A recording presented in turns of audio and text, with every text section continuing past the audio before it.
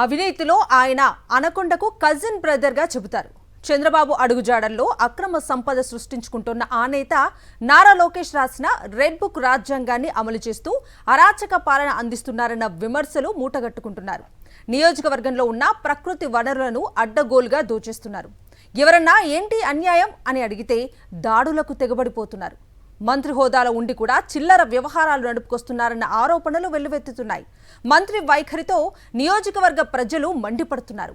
ప్రజా సమస్యలు పరిష్కరించడానికి తీరిక ఉండదు, కానీ తమ మంత్రికి అవినీతి కార్యకలాపాలకు మాత్రం ఎక్కడా లేని తీరిక, ఓపిక వచ్చేస్తాయని వారు దుయ్యబడుతున్నారు.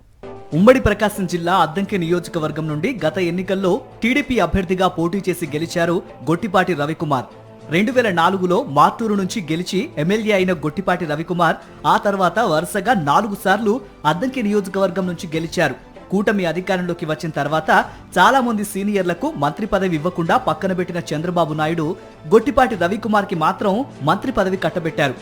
మంత్రి పదవి వచ్చినప్పటి నుంచి గొట్టిపాటిలో విశృంఖలత్వం పెరిగిపోయిందన్న ఆరోపణలున్నాయి.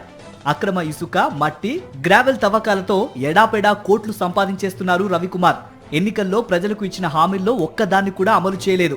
అరాచకాల్లో మాత్రం నారా లోకేషే అసూయపడే తరహాలో రెడ్ బుక్ రాజ్యాంగాన్ని అమలు చేస్తున్నారని గొట్టిపాటిపై విమర్శలు వినబడుతున్నాయి. నియోజకవర్గంలోని బల్లికురువ ప్రాంతంలో గొట్టిపాటి రవికి గ్రానైట్ క్వారీలున్నాయి.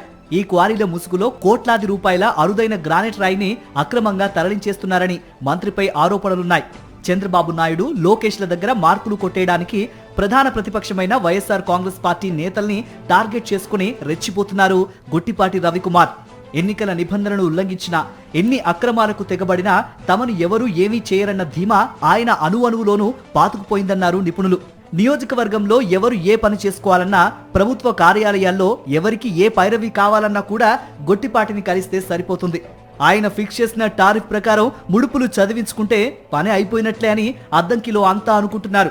ఆయన వ్యవహార శైలి గురించి పూర్తిగా తెలిసిన చంద్రబాబు నాయుడు ఎలాంటి చర్యలు తీసుకోవటం లేదని వారంటున్నారు.